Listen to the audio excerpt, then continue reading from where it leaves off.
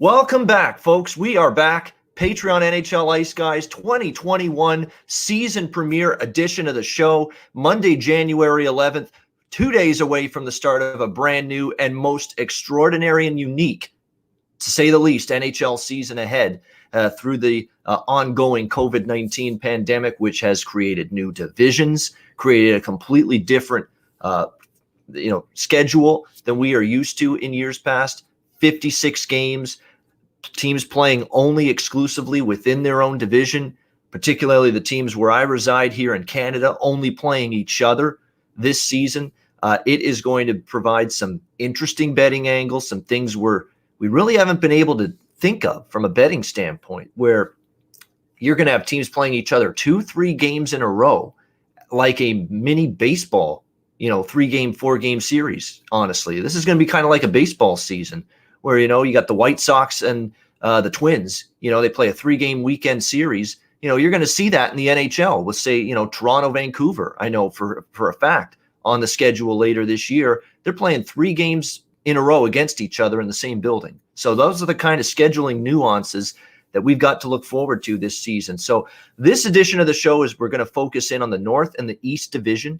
We're going to break down not every team because it's an hour show, but we're going to pick teams, again, very similar to our season preview shows in the past. Bet on teams in the North Division, bet against teams in the North Division. Same with the East Division. Some bet on, bet against teams, maybe some totals, opinions, and advice. Are these going to be over teams? Are they going to be in a high-scoring games? Are they going to be maybe under teams, lower-scoring games? And most of all, we'll give you some futures recommendations as well. Division winners, points totals, which I know Alex definitely researches that thoroughly each and every year. Conference championship futures, and of course, Stanley Cup futures. We'll talk about all of that stuff with the teams from the North and the East Division today. And then on tomorrow's show on Tuesday, we'll look at the other 2 divisions, the Central Division and the West Division in the NHL. And then, of course, Wednesday, we go into our regular format that you know and love. Every game on the board, we break it down for you right here on the Ice Guys. Alex B. Smith, Jimmy Murphy, by the way, he's on a call right now. Bruce Cassidy talking to the media in Boston for the Bruins. So he'll be along momentarily joining us on this show. But Alex B. Smith, man, I've worked with this guy for years. He's a good friend. We've been doing this now for a very long time. We've both been handicapping hockey for a very long time. We're old grizzled vets now when it comes to doing this on a yearly basis. Alex, welcome back. How are you? Great to see you. Great to see everybody, all the subscribers and everybody. It's wonderful to be back. It's wonderful to have hockey back. Obviously, we had the craziest year of our lives in 2020 and different things. And kudos to the league once again for being able to get through the playoffs the way they did, with the different bubbles. But now we've got a whole new dynamic. It's still no crowds for the most part. I think it was supposed to be 3 teams and now it's down to 2 teams that will have crowds in attendance as of, opening night. But like I said, these condensed schedules, which it's funny, everybody keeps saying it's like a baseball schedule. And I guess for here in the States and me personally being here in Minnesota, it reminded me of a college hockey schedule because you've got 2 games and then they travel 2 games. And so what's interesting about looking at the schedule this year and something that I'm taking into consideration, especially when you mentioned point totals, we'll get to it a little bit later on as well. But, teams are going to see each other a lot of familiarity. It's going to breed a lot of bad blood down the road. And, even some teams that have been rivals before, some old rivalries coming back, for example, Chicago, Detroit. We're going to miss some rivalries like Boston and Montreal for the first time in league history. But new things are going to be formed. Tampa Bay and Dallas, the 2 cup finalists from last year, are in the same division. First time in 40 years that's happened. So we're going to have a lot of different things that we've seen this year that we haven't seen in years past. And it's going to affect how we bet. It's going to affect how we watch the games, and it's definitely going to affect how this season's going to shape out. Yeah, no question. That's a great pick. I hadn't even thought of that until you just mentioned it for the first time. You're right. Dallas, Tampa Bay, the 2 Stanley Cup finalists last year, playing in the same division. That never happens, of course, because you're always talking about 2 teams in opposite conferences playing each other in the Stanley Cup final. And they're, of course, never in a normal season. They're never in the same division or conference. So very unique indeed. Lots of changes, of course, with these teams. We're going to try to bring you up to speed on some of them. So let's start. We'll start with the North Division, the Canadian Division. And look, I don't want to be totally biased because I'm in Canada. This is where I am. And obviously we get lots of coverage on the Canadian teams. I think the East is probably going to be a damn good division, but I'll put the North Division top to bottom in terms of depth, scope, quality of teams, top to bottom, I'll put this division against any other division, any of the other three divisions here in the NHL this season. I think outside of the Ottawa Senators, you can make the case that every team in the North Division believes they can be a playoff team. And once they get there, they can do damage and make noise in the Stanley Cup playoffs. And that tells you just how much depth this division has going into it. I'm just going to throw out a team. We'll just go bet. We'll pick a bet on, bet against team. We'll start with a bet on team for me. And one of our old colleagues, who's a big fan of this team, is going to be happy to hear me say this about this team. That would be our good friend Andrew McGinnis. I'm high on the Montreal Canadiens this year. I'll come right out and say that I think the Montreal Canadiens are a team that I bet from a future standpoint. They have been upwards of 30-1 in some spots earlier. We've seen movement toward that. That future now is nowhere near that same price now. There's been some significant support for the Montreal Canadiens in the futures market, and I think it's warranted. This team has really gone in a 360-degree direction in basically a calendar year where they were rebuilding. Marc Bergevin is getting raked over the coals, the general manager of this team, for some of the moves he's made. And this team was just languishing, to be honest with you, pre-pandemic. They were a team bound to miss the playoffs again in the midst of a rebuild situation. And then it's like all of a sudden the pandemic hits. And because of it, the format of the playoffs gets changed to 24 teams, which benefits Montreal because they wouldn't have gotten in otherwise. And we said, all right, and we all looked at Montreal as, okay, they got into the playoffs, but they didn't really excel at any point during the season. Their power play was lousy. Offensively, it was hit or miss for them. Defensively, they were injury-riddled most of the season. Key defensemen out. Shea Weber was constantly out and injured. Carey Price wasn't really playing like the Carey Price of his best days and his vintage form. So we were all of the same belief that, yeah, Montreal's in the playoffs. How much damage? How impressive can they be? Well, they knocked off Sidney Crosby and the Pittsburgh Penguins in the qualifying round, and they looked incredibly impressive. They were dominant, honestly, in that series. They earned it fully. They just dominated Pittsburgh, shut down the Penguins' offense. And against Philadelphia in the next round, obviously they fall short and lose that series. You could argue they outplayed Philadelphia for extended parts of that series. They just didn't get finish around the net against Carter Hart. Philadelphia had a couple good bounces of the puck go their way. I mean, I thought Montreal played that series pretty even, and if some bounces and some different things happened in that series, they could have won it. And I think it's given this team belief, especially with Carey Price's performance in the bubble. That was the best Carey Price we've seen in years, certainly that I've seen in years. And I think it gave the Montreal Canadiens a thought that we saw Carey Price play the best he has in years. We saw Jesperi Kotkaniemi, we saw Nick Suzuki, and we saw some of these young players that were building our core of this team around take huge steps forward in their development. They were awesome in the playoffs, those two players in particular. Shea Weber was healthy, and man, he looked like a dominant defenseman of his previous years in Nashville again.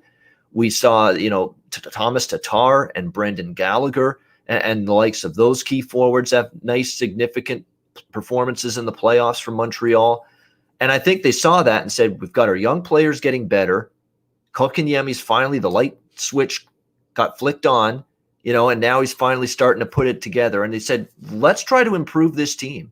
And let's try to see if we can not only make the playoffs this year, but do damage in it.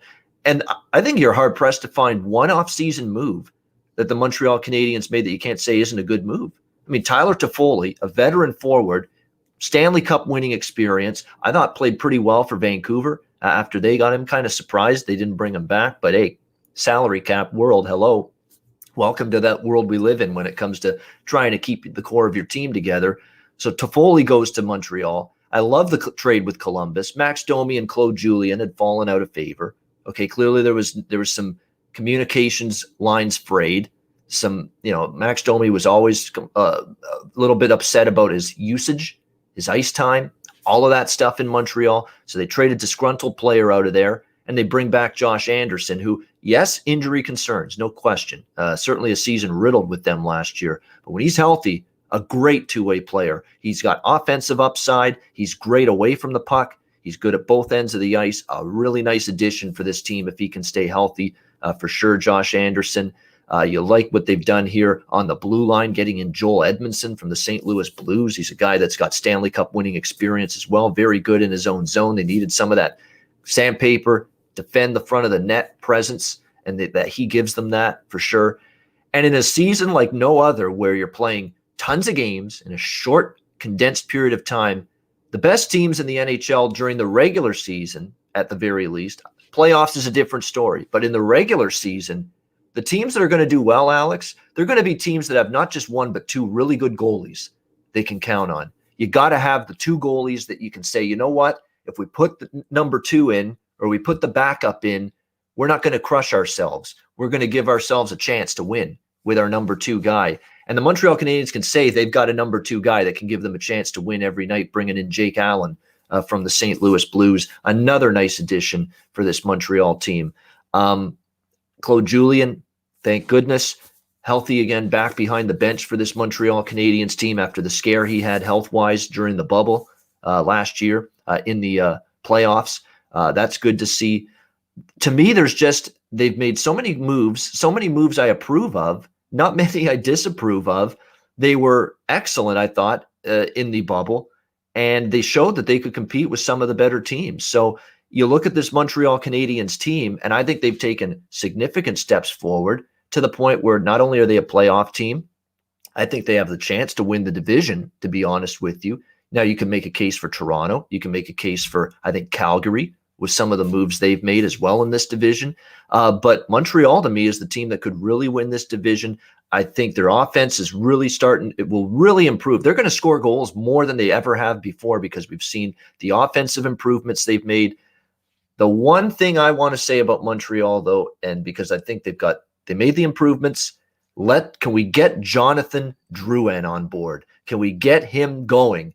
And if somehow, some way, Jonathan Drouin can start to live up to some of this expectations that he had, as the first round pick, heavily touted prospect when he got drafted many years ago by the Tampa Bay Lightning, then the sky could be the limit for the Montreal Canadiens this year. So we'll see what they get out of Drouin, but I love all the moves they made elsewhere. They are a bet-on team, and they are a team. I have North Division futures in my pocket to win the division, win the conference, and win the Stanley Cup this year. Montreal, definitely a team I think could have a very good season ahead.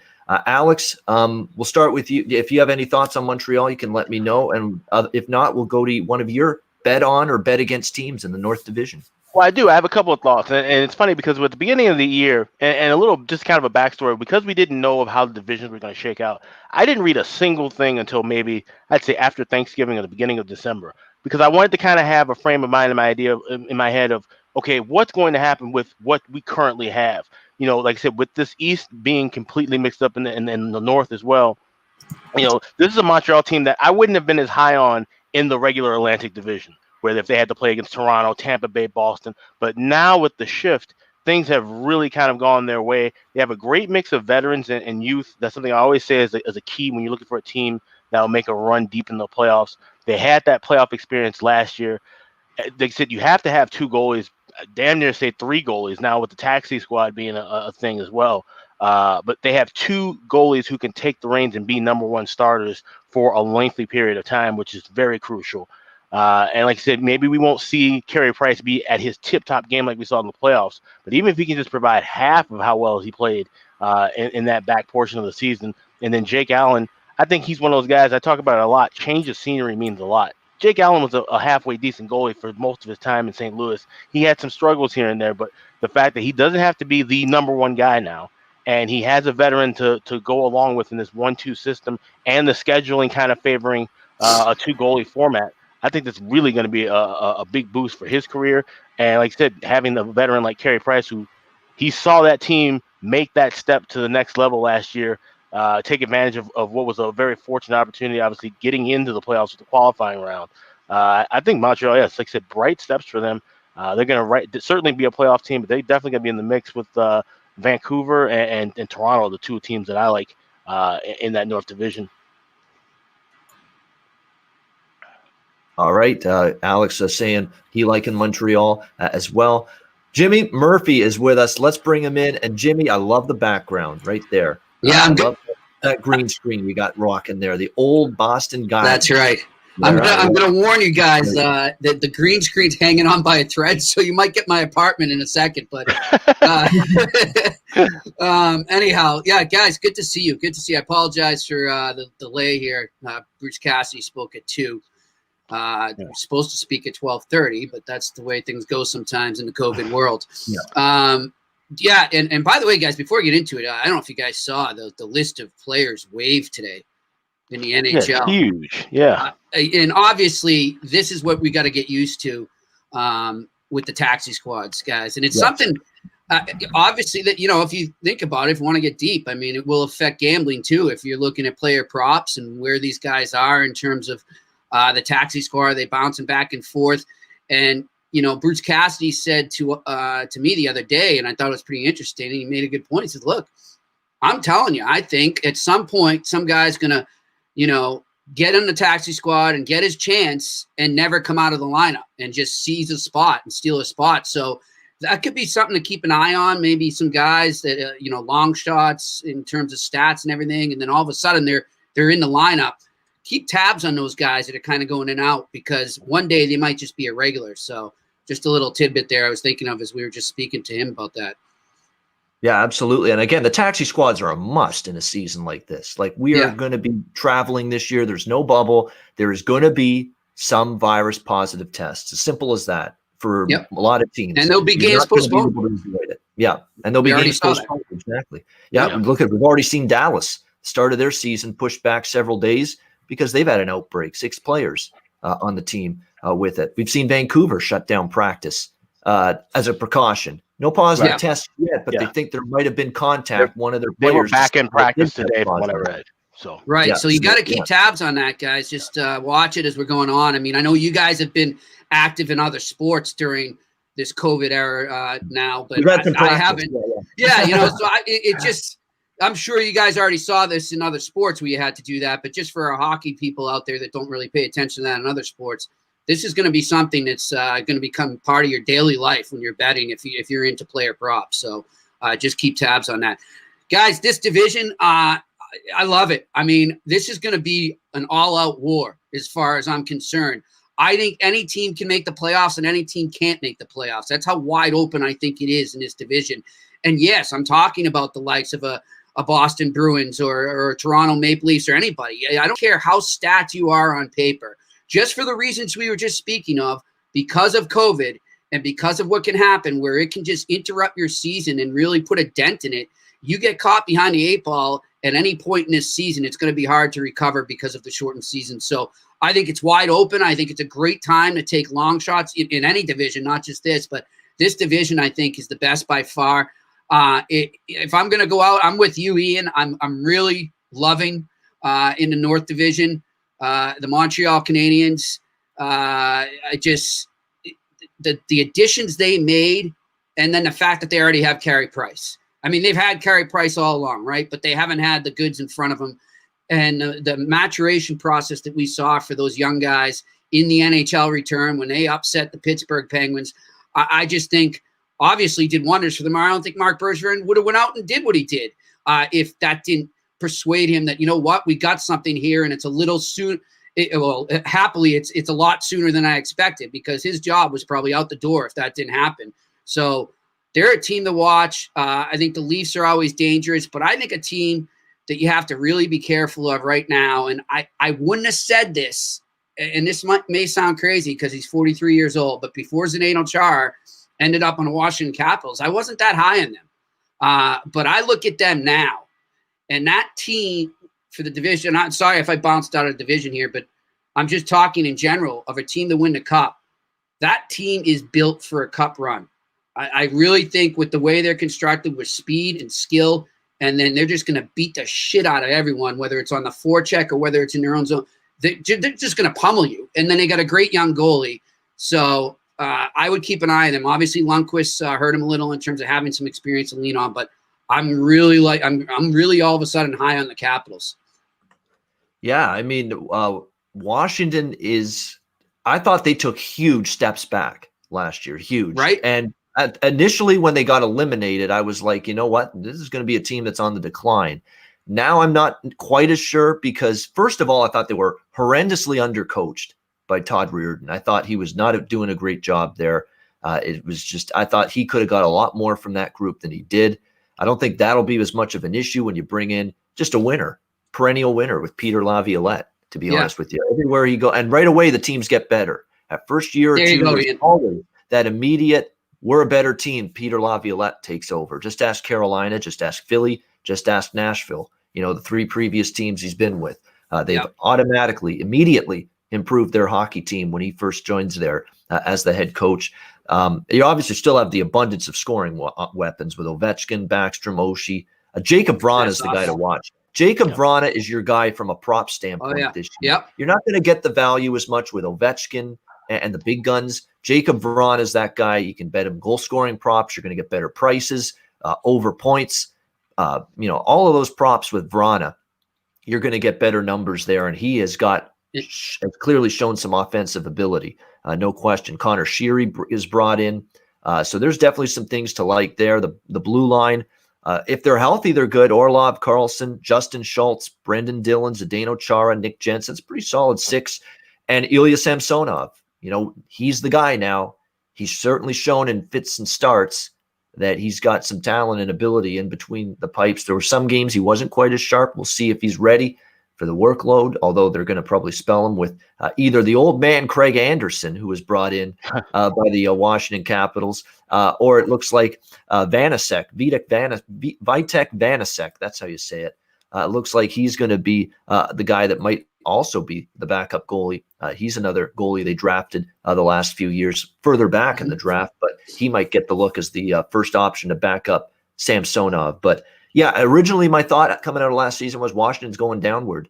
Now I'm not so sure. I think their roster's maybe a little bit more steady than I thought. They've got the coach that I respect in Laviolette, who's done good things. So there we go. A bet on team for Jimmy out of the gate, the Washington Capitals. Yeah, don't worry about it being the Central. Division, I should say.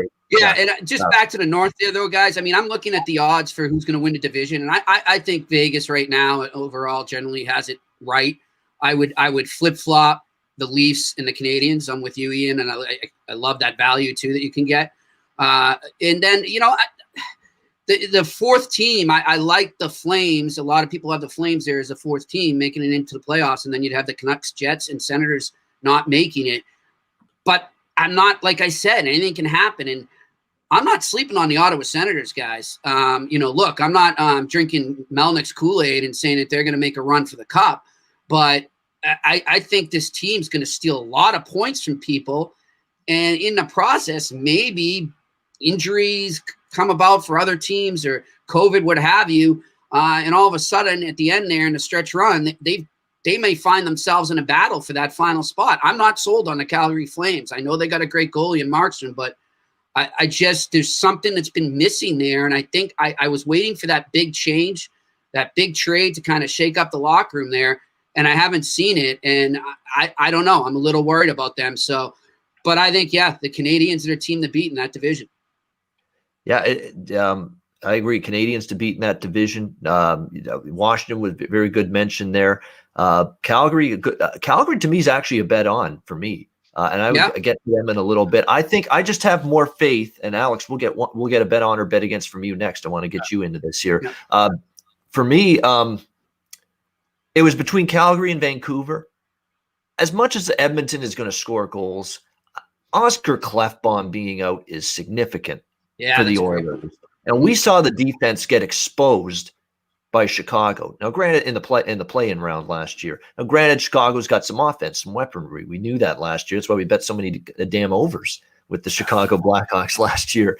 But the fact remains, their defense is still suspect. Without Klefbom, who's maybe probably their best shutdown guy, the guy that can really shut things down in the defensive zone, that's going to be really hurting this Oilers team. So they're going to be still as dangerous and lethal. Their power play is scary. You still have to stay out of the box against them with Draisaitl, McDavid, Nugent-Hopkins, Yamamoto, who really showed you a lot last year when he became a regular in that lineup. But you've got this defense without your best shutdown guy that doesn't have great depth on the blue line, and you've got to rely on 37-year-old Mike Smith and mid-30s Mikko Koskinen again for another season. I am shocked Ken Holland didn't go to do something to address goaltending a little bit, that he is going to remain status quo with Smith and Koskinen going into this season. I'm not sure I trust either of them. So for Edmonton, it is a team. That's why I've got my doubts about them. I don't have doubts they're going to be bet. Well, I'll be betting some overs with Edmonton this year. There's no question about that.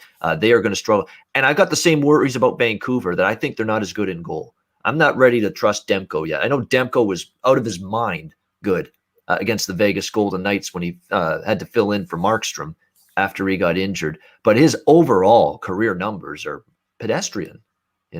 That's fucking pedestrian, bud. They say that in Letterkenny. Yeah, that's basically that's been that Demko, so far in his career. And so what is it with him?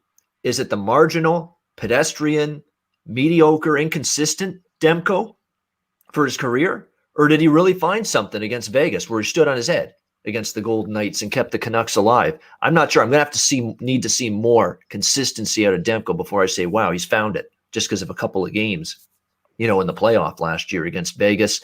And then Braden Holtby, everybody's saying, well, they really moved to fill the void left by Markstrom. Did they? Holtby's coming off his worst year ever, and it's not even close. And he's only getting older. And he's only, injuries might mount up a little bit more for him. I know now he's out of the spotlight of being the true number one guy potentially. It's probably going to be a platoon system. I could see this being an even amount of starts in net for both Demko and Holtby here in Vancouver. But boy, when it was bad for Holtby, it was really bad, like ugly bad. It was bad goals that just go right through him. It happened a lot last year. I'm going to need to be convinced he is going to be able to rebound from that. And their defense loses a lot. Like, they lose some guys that were really good shutdown players on that blue line. The Vancouver. There we go. Yep. There we go. It's disappeared. I'm back in 2021. Yeah, you magically transformed from the Gaddon to the Jimmy Murphy singles Dungeon. pad. Yeah, singles lounge there. There we go. So Vancouver's got issues. Look, Nate Schmidt's a great addition, but more offensively than defensively. He's an okay in his own zone, but he's more about puck movement and that side of it. And Quinn Hughes, same thing.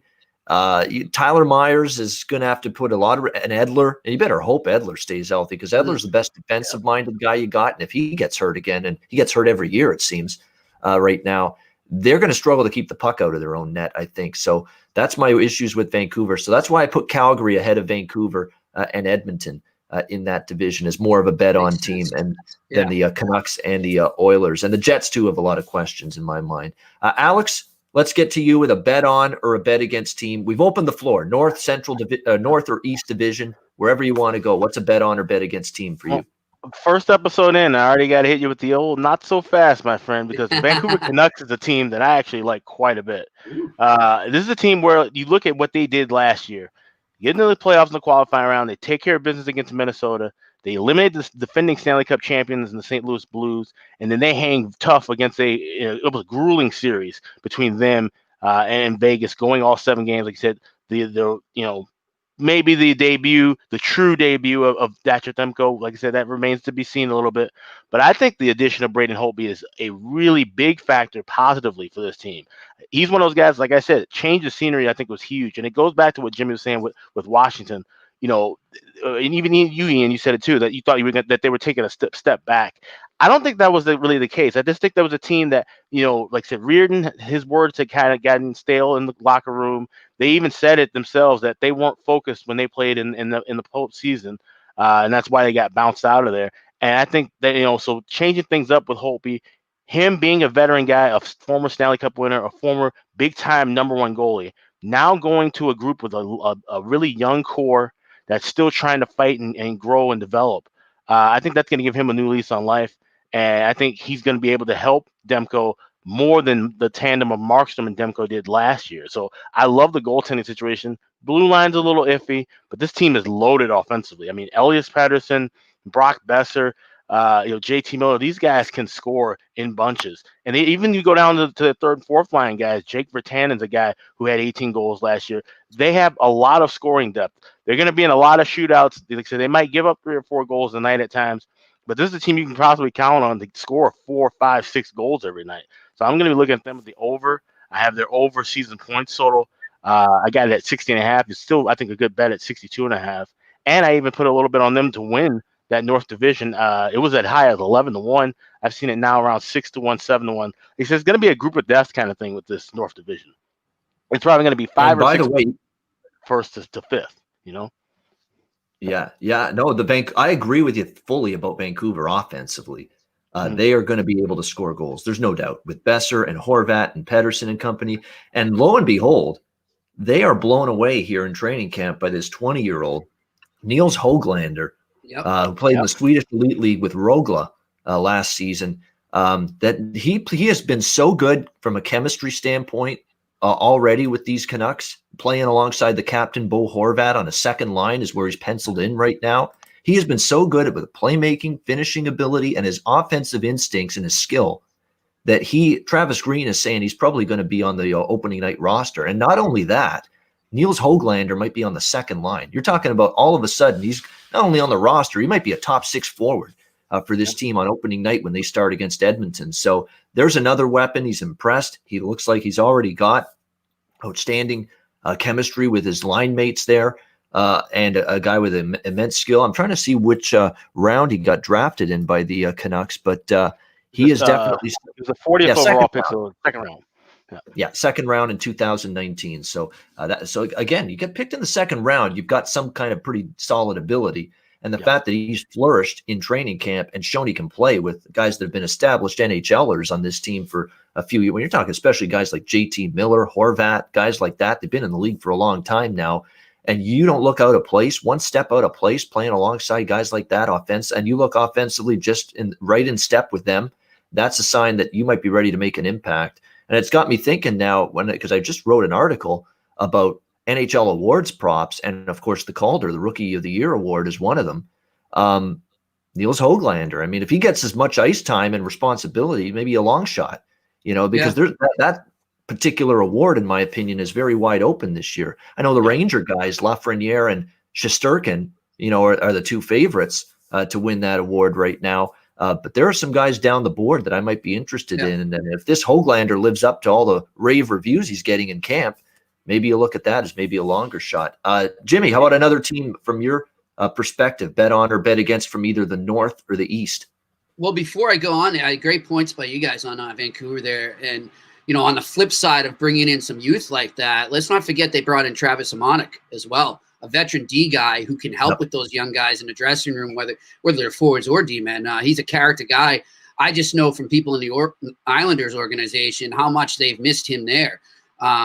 He was a popular guy there and really just one of those glue type guys. So just another example, I think that's a good analogy that Alex made to the Capitals of GMs kind of maybe looking at this season because it's so condensed a little more towards the playoffs right away.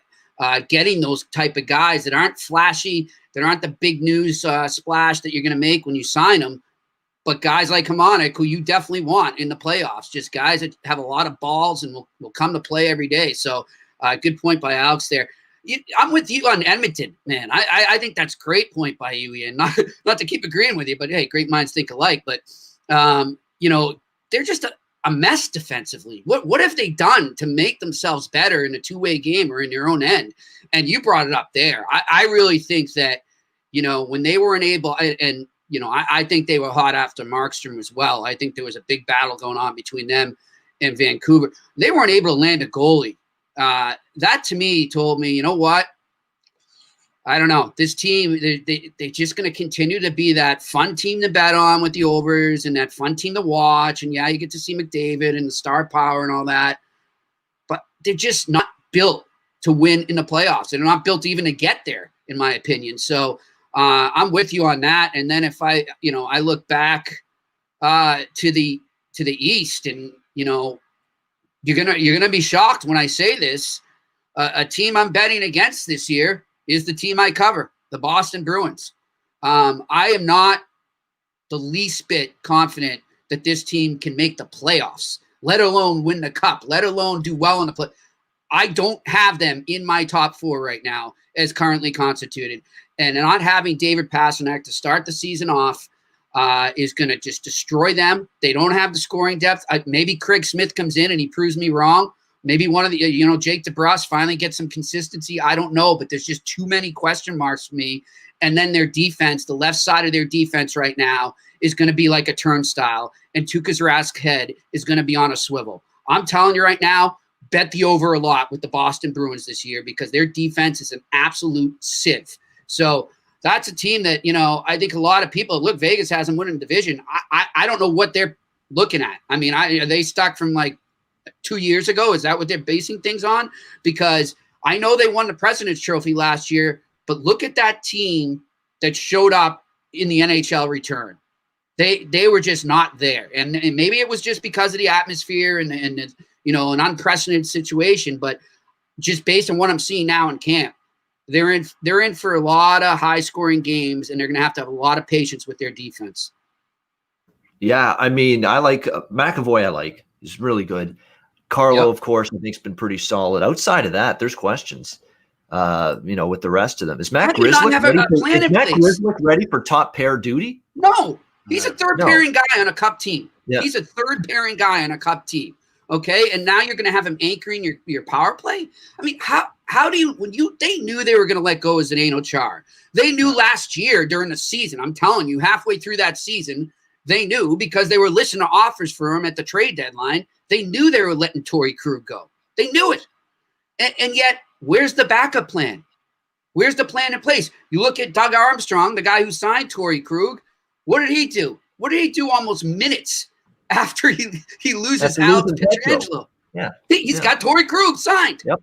Okay? That's what a GM does. You keep looking. Now, look, maybe, I've heard lots of rumors and I've wrote about it. Maybe there's something going on up top where Sweeney's hands are tied by ownership because of the beating that Jeremy Jacobs is taking financially because of COVID. But I don't know, man. I mean, how do you not replace, at least partially try to bring in something to replace what you lost in Chara and Krug? And they're going to pay for it, I think, on the ice. Yeah, I mean, you're right. For the first time, there's question marks. And it's not just – it's Chara and Krug are guys that play in so many situations. Yeah. All three. The penalty kill. 5-on-5, power play. I mean, he was the quarterback, Krug, of the power play. And now you're going to lose that. And Chara's a plus 26 last year. People are saying he lost it. I mean, I don't think he was that great in the return, but I mean, the guy was racking up 22 minutes a game up until the return. So I don't get it. They're not going to have a good season in my eyes. Yeah. And what's the concern? You mentioned it. Grzelcyk not ready for these big minutes. Jeremy Lozon, that's hard to believe. He's in the second pair. Jacob Zaboral. John Moore. Kevin Miller's slow foot. I know he's physical. Kevin Miller will be out by game 3. He'll be hurt by game 3. I agree. That blue line's looking troubling. And Tuukka Rask, where's Tuukka mentally? I've talked. I know Tuukka pretty well, and I've talked to him, and I think he's zeroed in. But that being said, and look, I'm just telling it like it is. He sometimes he's got a lot on his mind, right? I mean. What if something kicks in again? He left the bubble last year. What if his daughter gets sick again? Yeah. What if his daughter gets sick again? Or what if all of a sudden he's seeing 50 to 60 shots a game? And he's just like, what is going on here? What did I sign up for here? And based on Halak's performance in the playoffs when he went down, I don't think he can carry the load. So, and what do they got below that? Who's their goalies below them? Exactly. We're looking at Daniel Vladar and Callum Booth. Yeah, and Jeremy Swayman maybe. It's baffling to me. But that would be a team I bet against. And then, like I said, the Capitals and the Canadiens. I also, guys, if we're looking back in the North there, the Winnipeg Jets are an interesting team, eh? I mean, where's Patrick Laine mentally? And then can Hellebuck hold the fort again? But I don't know how far that can get them. So they're an interesting team to watch there too. No question about that. Them and Columbus, obviously that's a team we'll get to tomorrow, but Columbus is a team that and Winnipeg have the same situation. They've got a guy that's expressed desire to want out.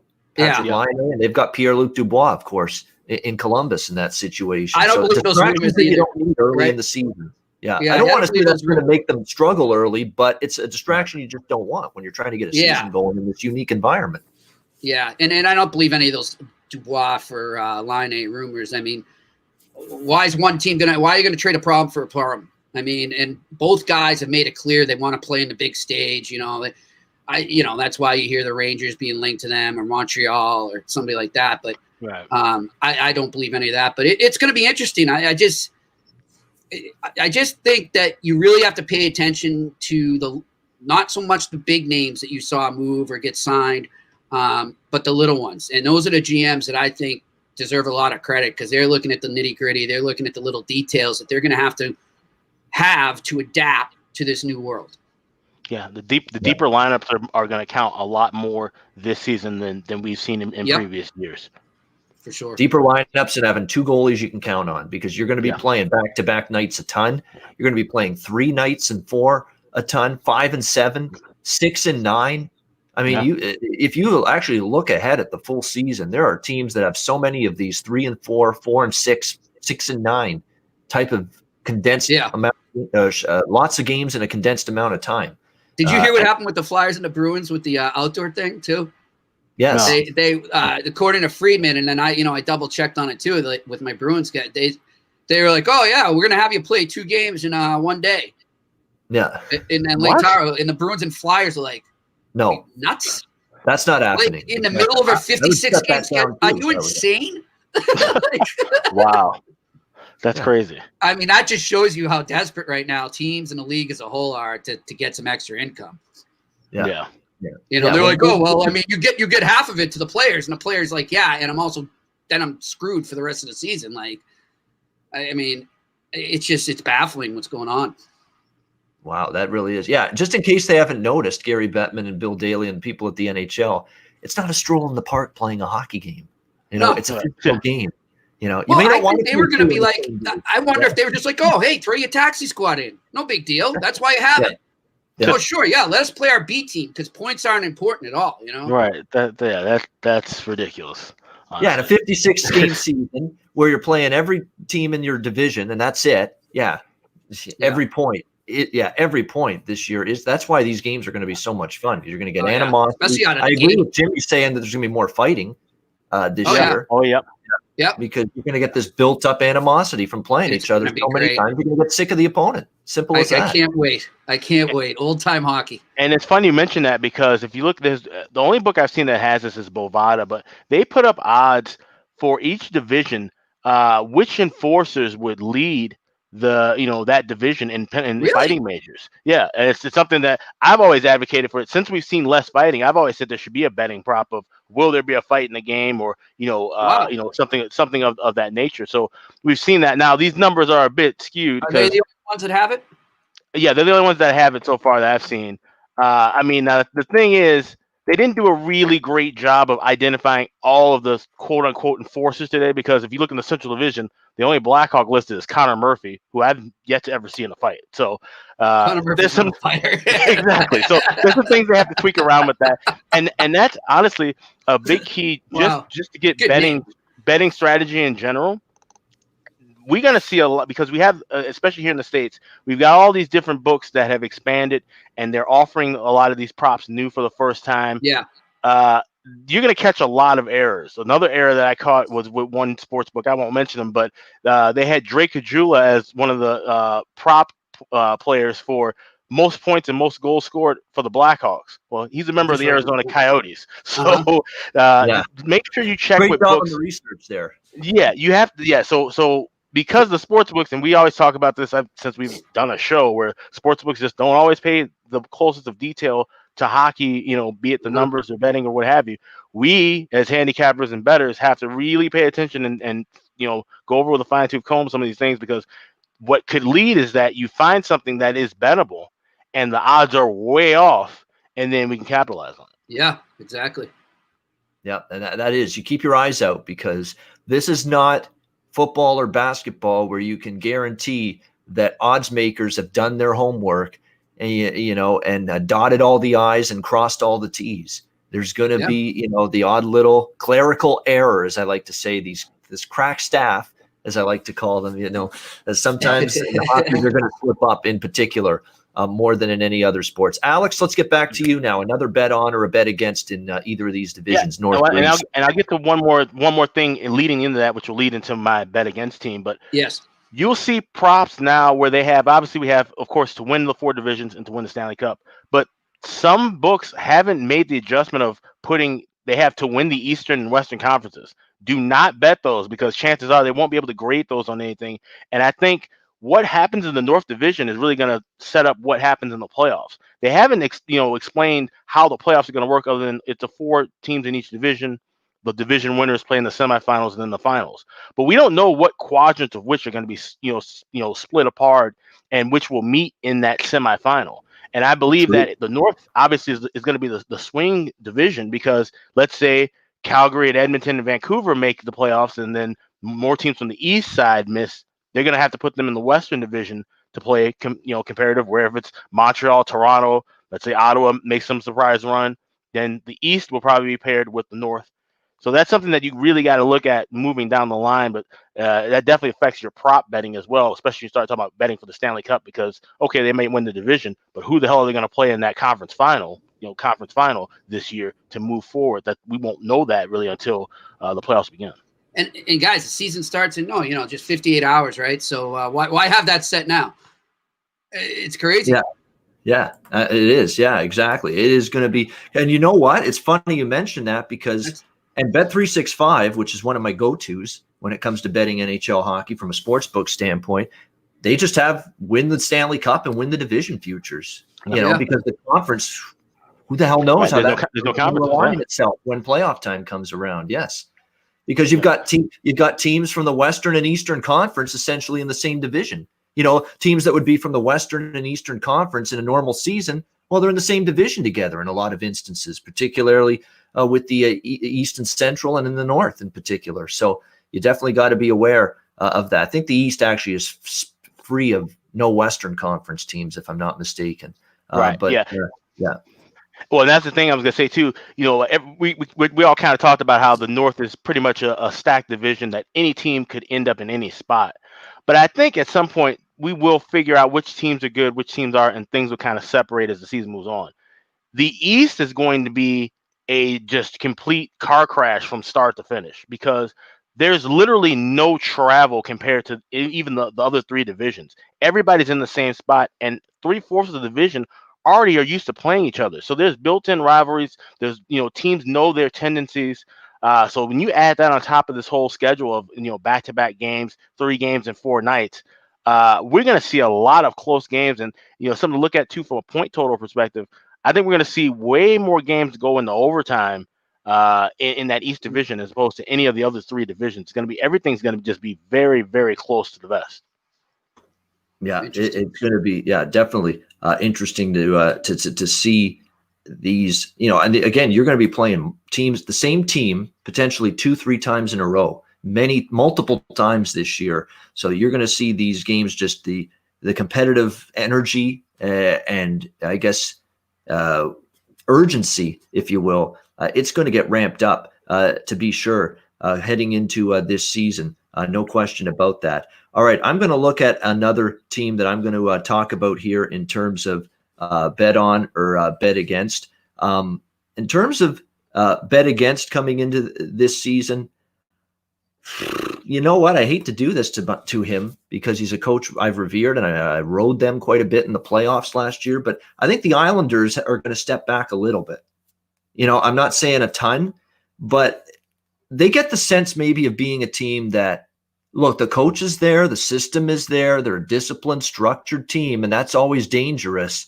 But is the upper echelon talent there to the level that some other teams have? And I'm worried that Barry's kind of maxed out what this team has done the last couple of years, that maybe there's nowhere to go but down. And when you look at the Islanders and what they've done the last 2 years, playoffs both times, of course, last year, Eastern Conference final, but when they stepped up against, an elite and deep talented roster like Tampa Bay, they got pretty much dominated for the most part in that series. Have they maxed out? have they gotten the most out of this team? As Barry Trotz squeezed the orange and gotten every single drop out of it, that might be the case. And I think of the fact, too, that one of the defensemen that I was constantly impressed by in terms of sacrifice and blocking shots and defensive prowess, and they've got a bunch of them in that regard, but Devon Taves was one of those guys for the New York Islanders, where he really was a guy that brought it defensively, was very good in terms of stick position, body position in the defensive zone. And he ends up now playing for the Colorado Avalanche this year, which I think was a phenomenal pickup by an already pretty damn good Colorado Avalanche team. And, that's a big piece, I think, of that Islander blue line that's going to be missing a little bit. And you look at this third and fourth line, there's just not going to be a ton of offense coming from the third and fourth line. And this is an NHL league where, you need some offense sometimes from the bottom six, every bit as much at times, especially at playoff time, as you need it from the top six forwards. I like some of their top six, but Barzal had some great hot streaks and then cooled off a little bit. Eberle really cooled off late in the year. Beauvillier was excellent. He's the guy that I would have some confidence in moving forward. Brock Nelson and Josh Bailey, they're two guys that I don't think they can improve anymore offensively. If anything, they can drop a little bit. There's just a lot of things I see with the Islanders. I don't know if their blue line is quite as deep this year as well. And, of course, the Taves departure to Colorado is the issue there. And when you look at their goaltending, I know Ilya Sorokin's got some upside. Forget Schneider. I know Schneider's on the depth chart here for the Islanders, but he's going to get injured before you know it, and probably not going to be anyone you trust when he does get in there. But Sorokin is obviously the guy that they've got some high hopes for as maybe the goalie of the future for the Islanders, but that's still he's got to show it at the NHL level. And Semyon Varlamov, a lot of games, a lot of years, a lot of mileage, a lot of injuries as well. He's now another year older. I don't know if he had a pretty good year last year for the Islanders, but I saw at playoff time last year some wear and tear show up, some games where he was just falling short. He had a really strong season, but I think the amount of games he played caught up to him. That's significant. So they better hope Sorokin's good, because he's going to be playing in a condensed season where you're playing a lot of games in a short period of time. The second goal, he's going to get time. So he's got to show he's good. And Varlamov's going to show he can recharge the batteries here. I'm not sure we'll get either of those two things happening. So, it pains me, because the Islanders were a moneymaker for me at times last year, especially in the bubble. But I've got the arrow pointing down on them. I just think there's too many things to look at with the Islanders that you say, can they really duplicate what they did not only last year, but especially 2 years ago, but especially last year where they get to the conference final? I'm not so sure they can. And you look at a lot of other teams in that division in particular that are going to be a beast to play. Capitals, Penguins, an improving Rangers team that I think should be a lot better this year. It could be meaning the Islanders take a little bit of a step back. So I've got a little bet against Circle on the New York Islanders. Alex, any other teams bet on or bet against? Well, I'd say the Islanders are a team I'm looking, at least in the short form, to bet against right away. I think of the four teams that were left in the playoffs at the end of the year, it was the Islanders, Lightning, Stars, and Vegas. They're the one team that I think is really going to suffer from this quick turnaround of a season. Like I said, they were really beat up. They played some physical, grueling hockey. He said, guys, they're getting a bit old, especially Varlamov and net. They're definitely a team I'm going to be looking to fade probably in these first couple of weeks of the season. But in that East Division, I think a team that's really going to take a big step back, and it falls right into the pattern of teams that we've seen play really good hockey for a long period of time and then just completely fall off the table, the Pittsburgh Penguins. This is a team that we talk about year in and year out as, a perennial cup contender. They've won, 2 cups, but this core is getting a lot older, and we see them have injury issues season after season after season. Sidney Crosby hasn't played a full season in years. Evgeny Malkin hasn't played a full season in years. And now for these guys have to play this, like I said, it was going to be a super physical, quick turnaround, back-to-back, night in, night out series. You wonder if there's going to be a lot of load management stuff being done with this team. And then also you look at the goaltending situation. Tristan Jarry and Casey DeSmith, they're the number 1, number 2 guys now. There's no Matt Murray to fall back on. So these guys are going to have to step up right out of the gate and show, hey, we're ready to, take the reins. If it's Jarry is number 1, obviously he's going to be number 1 as of now. But we saw DeSmith have some bright spots as well. So they got that question mark issue in net. And if the guys start going down with injury stuff, we already saw them, they just had a precautionary case of COVID. Nothing was planned, and they're back on the ice. But any kind of disruption to their depth. And this is a team that could just be free falling in what's going to be a tough East Division. Yeah, I've got worries about Pittsburgh too. I think if they're fully healthy, they're very good still with Crosby and Malkin healthy. But that's the big question. Can they get through a full season? Throw Jake Gensel into that mix too, because he's coming off a significant injury last year as well for the Pittsburgh Penguins. And those are the three guys they count on by far offensively. This isn't the Pittsburgh team of 5-10 years ago, where not only are they younger, but they were deeper up front than they are now. Now, that's no disrespect to McCann and Brandon Tanev and Bluger and Lafferty and some of the depth forwards. But, if they suffer injuries again to Crosby, Malkin, Gensel, Zucker, who's now an older guy that they got from Minnesota. He's Brian Rust, who's been hurt often as well. Yeah, Brian Rust has had like that. You've had significant wear and tear on these guys. I love Dumoulin, Letang, and John Marino's a guy to watch. He's a great defenseman in the making for the Penguins. He really played well last year. But again, Letang and Dumoulin, two more guys, in and out all year with injuries. If they don't have those guys, Marino and the rest of the defense, I don't like. I don't like Cody Ceci. He's terrible in Toronto last year. Marcus Pettersson, not reliable. Mike Matheson, to me, is a journeyman at best. There's some depth issues. If the big three, Marino, Letang, and Dumoulin, can't stay healthy, there's issues for Pittsburgh on that back end, similar to Boston. Like Jimmy said, if they lose some of those key guys, that's it. That defense is going to be a big work in progress, and that's concerning because I still need to see another good year out of Jarry. Tristan Jarry was very good last year, absolutely warranting the chance to be a number one goalie from start to finish. But is he ready for it? I guess we'll find out this year. And I think he's going to have a team that he's going to have to make some saves against. The blue line after the top three, there's a big drop off. Will he have the top forwards healthy for a full season? Again, a team that's played a lot of games. So yeah, I'm leaning bet against as well, like Alex with his assessment on the Pittsburgh Penguins coming into this season. I want to throw in a nugget about Ottawa because Jimmy mentioned them. They're going to have a tough season. They're going to be a hard-working team, though. I do believe that. Yeah. You're going to have to come ready to play. Yeah, you're going to have to come to play to beat them. And I like what they've got going up front.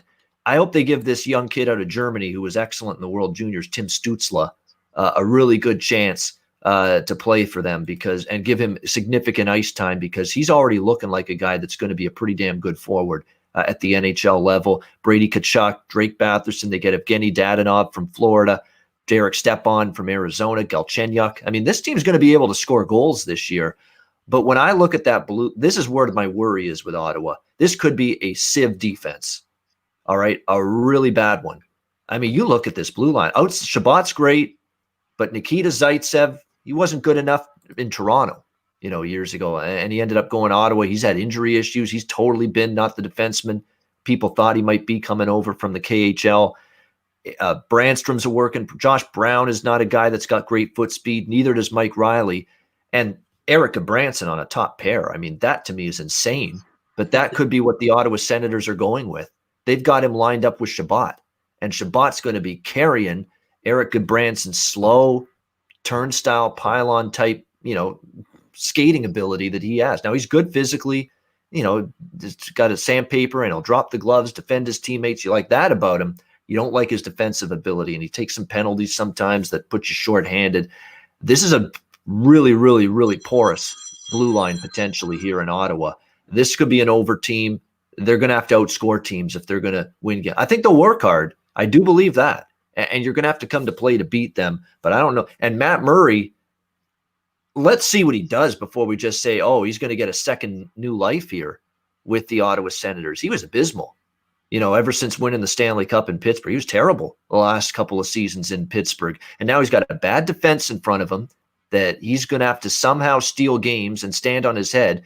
He's not got anything close to any of the defensive top six blue line defensemen that he had in Pittsburgh. He doesn't have that here on this Ottawa team. So let's calm down with Matt Murray getting a second new life, and he's going to be great. I think he's got a tall order ahead of him because I think he's got a really porous back end to work with in front of him this year. So more than anything with Ottawa, I'm looking over the total in their games this season individually. That's my assessment on them. Jimmy, we'll turn it back to you now. From any team in the North or the East that stands out to you that you're looking at is either a team to bet on or team to bet against? Well, guys, I mean, I understand what you're saying about the Islanders there. I could see that, but everything I'm hearing, I think Lou's got something up his sleeve coming soon. So I want to see what drops with that, if anything. But I understand what you're saying, and they are going to be a little beat up from the run they had last year. I just think this kid Sorokin is going to be unreal between the pipes from everything I hear. The Penguins are an interesting one too. Like they're in the same boat as the Bruins. They really are. And they could go either way, but I just think that their core has one more run in them, considering the surrounding cast. I just think they have a better surrounding cast than the Bruins do right now with their aging core. You brought up Ottawa there. One thing I'd say, as in kind of another analogy to the Bruins, is they're kind of the opposite of the Bruins, where, yeah, you pointed it out, Ian, the right side of their defense is just abysmal. I've seen AHL teams with a better right side on D. But then the left side, they've got a lot of skill. Right. Yeah. I mean, I'm not overstating that. I really have. But the left side's pretty talented, but they're just going to be a more fun team to watch. And a team, I think, here's the thing I would say betting wise on Ottawa. You look at their schedule at the beginning of each week and see who they have coming up and how those teams are playing at that current moment. Can they catch them napping? Because they will be still in the eyes. It's just natural until they prove themselves that they're at another level. In the eyes of their opponents, they're going to be a win. And until they can prove otherwise on a consistent basis, that's just how it is. So you can catch teams napping on them. And that's the type of team I think they'll be, where, maybe once every 2 weeks, they're plus 500 for a game, and they just catch the other side napping. So pay attention to that. But if I'm going to say bet on is the New York Rangers. And I know they made me eat some crow in the playoffs big time. If you recall, I had them going all the way to the cup. I might have even said they were going to win it. But I think that learning experience will help those young kids there. I like what they've done. I like that team where they're headed. And if I'm looking at the top four there, I kind of have the Islanders. I'm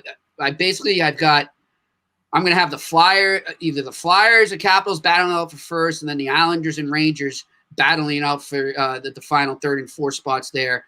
And the Penguins will be in that mix as well. But I like the New York Rangers. I think you can get some really good value with them, especially if the rumors are true that they're really in the mix for Dubois.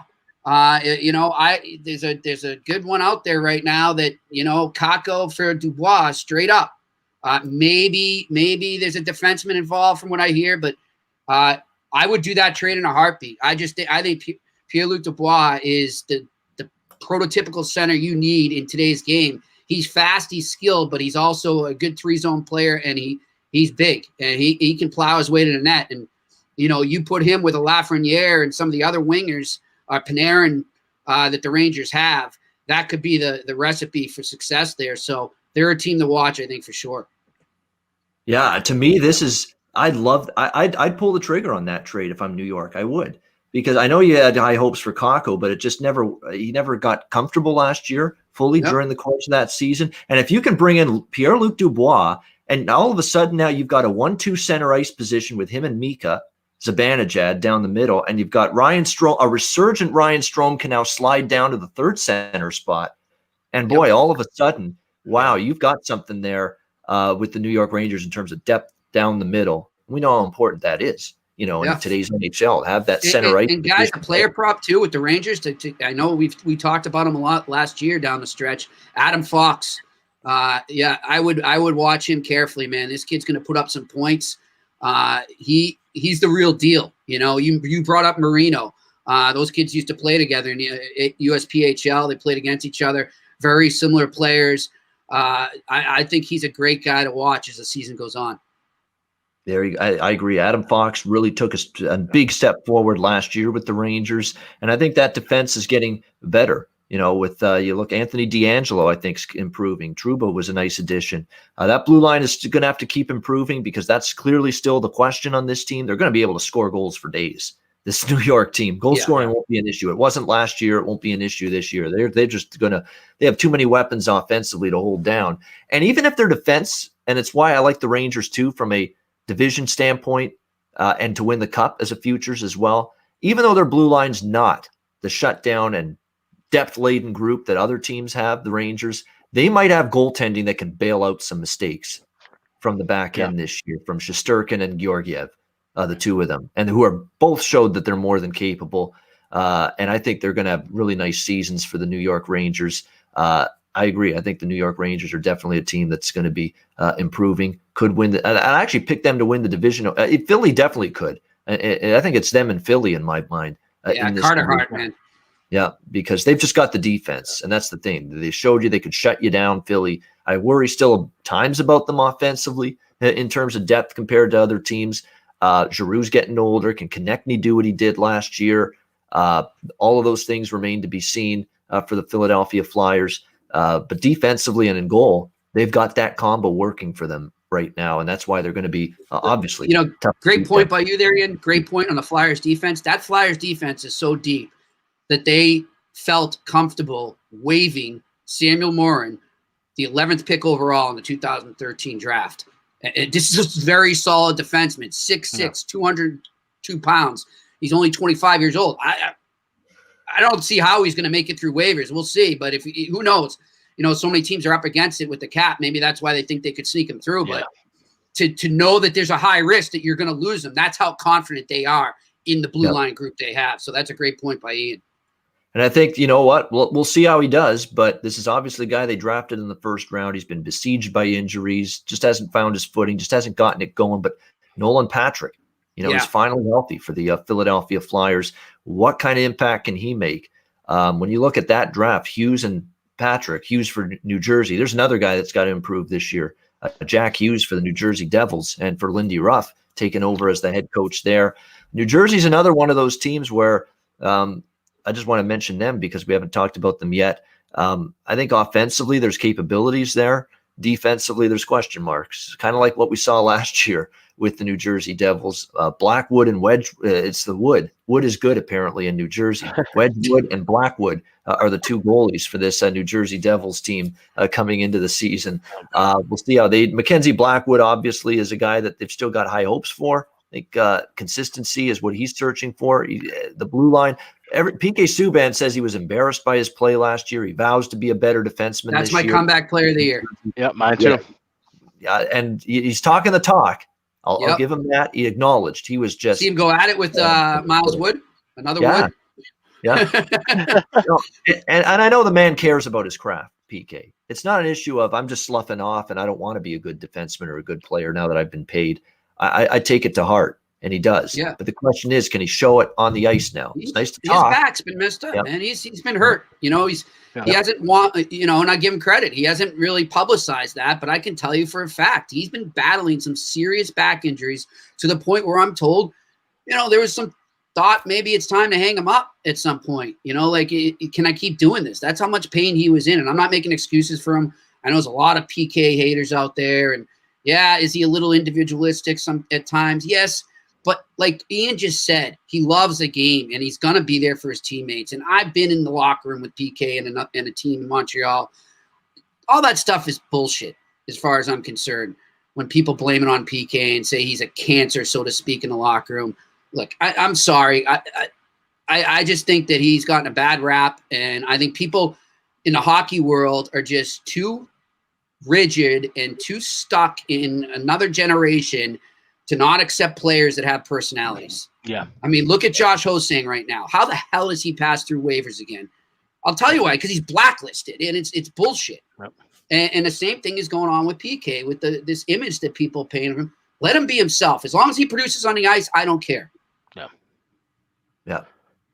I just happened to glance over at my television. I see Desmond Howard on there. It's like a 7-8 hour pregame for this college football championship game tonight. It's like, geez, they're already on the air already. Holy mackerel!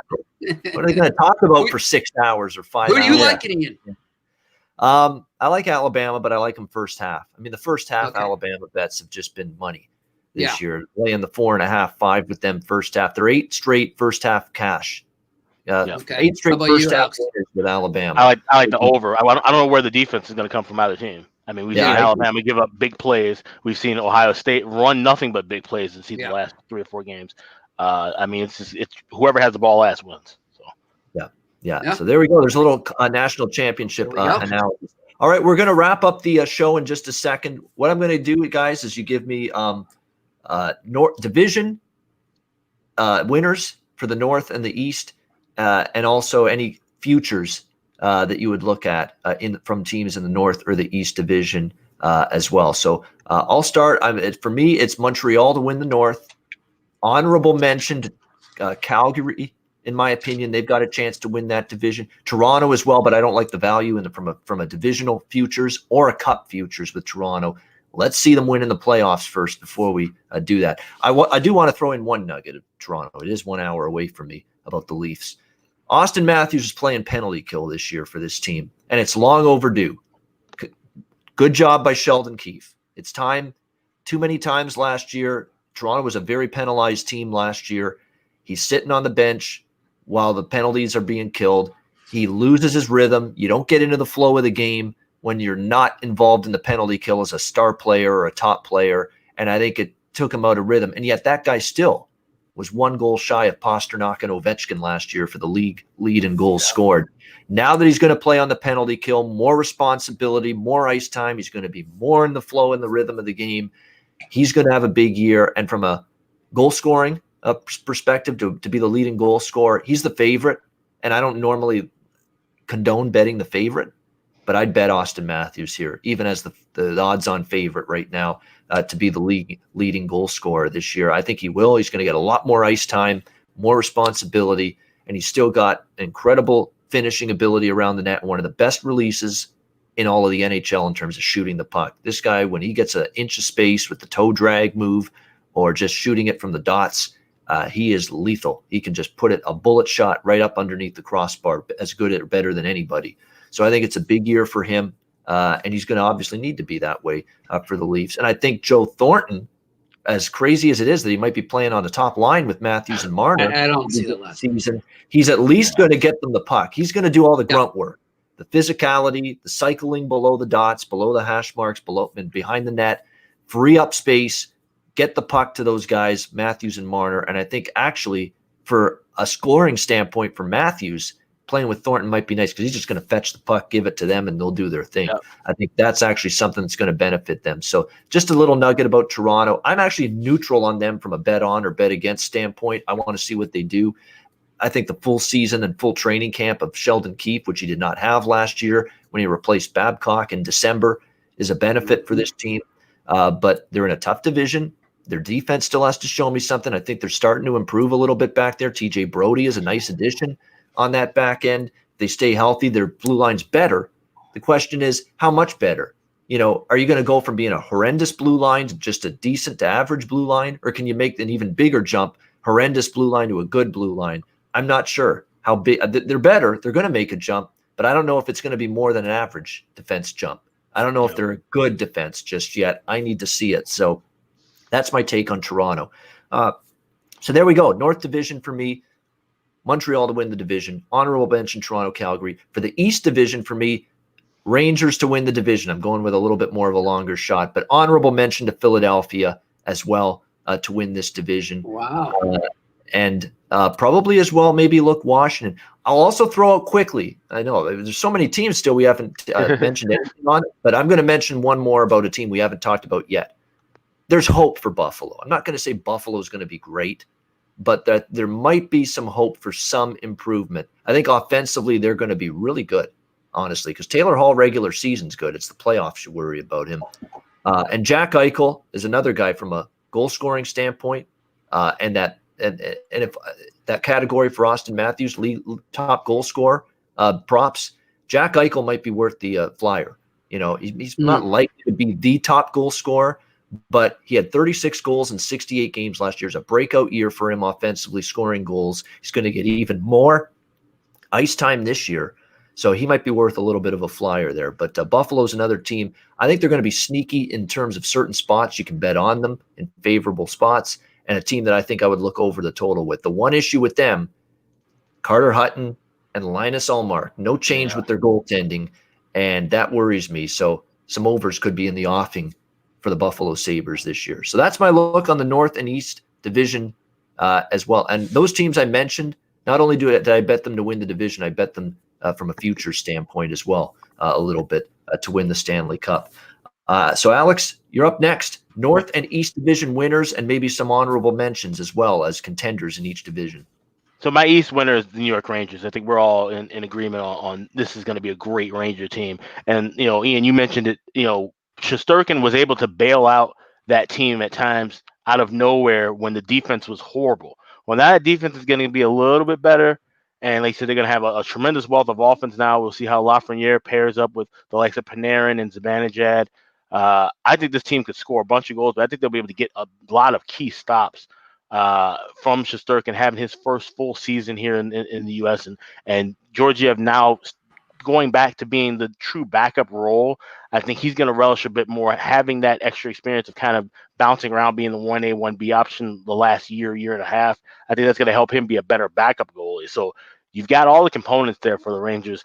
So the only team that I'd see close to that, like you mentioned, Philadelphia Flyers, you got to find the offense. We know they have the defense, they have the goaltending, but you got to score in this division. You got to score in any division. But they can't afford to have 3-2 games every single night. They're going to have some offensive explosion nights, and that might be the factor that splits the Rangers, I think, ahead of the Flyers. In the North Division, like I said, I'm alone on an island. It seems like with the Vancouver Canucks, I like them. Like I said, over the point total and season point total, I like them to win the division. I don't have any Stanley Cup futures. I never really do. But if I were to take a shot, it would be Vancouver and the Rangers would both be 2 tickets I would hold because I think they're going to make a nice run in the playoffs. I think this team is built for the playoffs. Like I said, maybe they don't win the division right away, but they're going to be a tough out in the playoffs in those first 2 rounds. Like I said, we saw that last year. And I think, like I said, the addition of Holtby, I think, Jimmy, you said you like PK Subban as comeback player of the year, and I do too.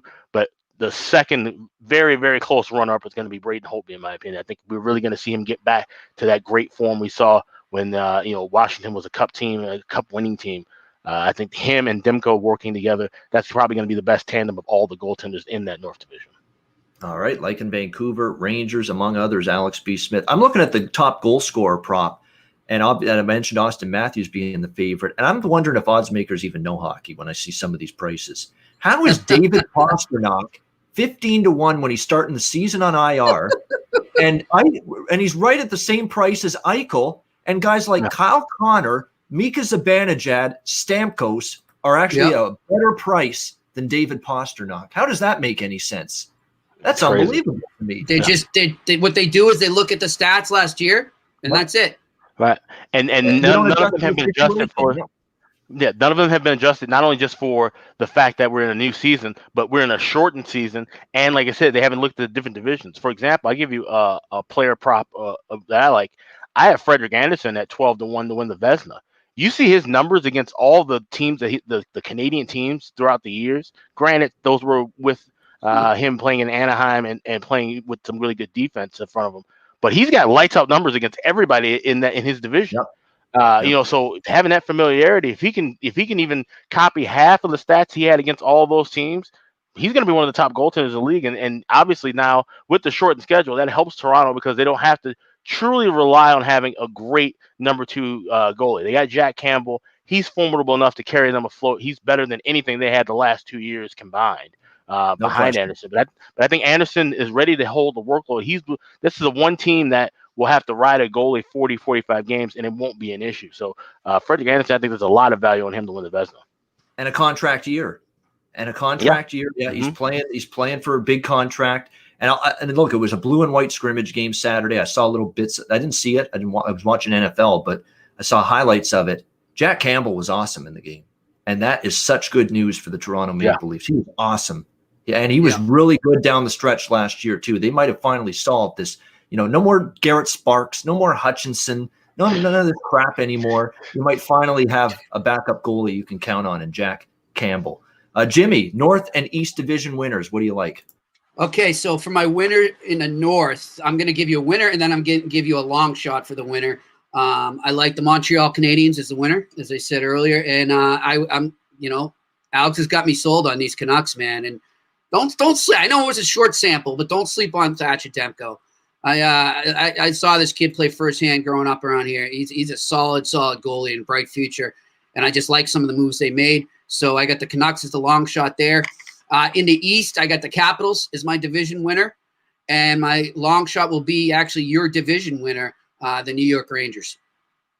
All right, there we go. That's it, guys. That's a wrap on this show. North and East Division preview edition of the Patreon NHL Ice Guys, our season premiere edition here on Monday, January 11th. Make sure you join us. We're here 7 days a week, 2 p.m. Eastern, 1 p.m. Central, 11 a.m. Pacific time with this show daily. Tomorrow's show is going to be another season preview show. We'll look at the Central and the West Division on tomorrow's show. And then Wednesday, it's every game on the board every day on this show starting Wednesday, 2 p.m. Eastern, 11 a.m. Pacific. We'll give you all of our betting opinions on each game throughout the NHL season. We're back. Tell your friends, tell everyone you know. Patreon NHL Ice Guys, we are back and ready for another season. For Alex B. Smith and Jimmy Murphy, I'm Ian Cameron. Have a great Monday. We'll be back tomorrow, 2 p.m. Eastern, for our second edition of the Patreon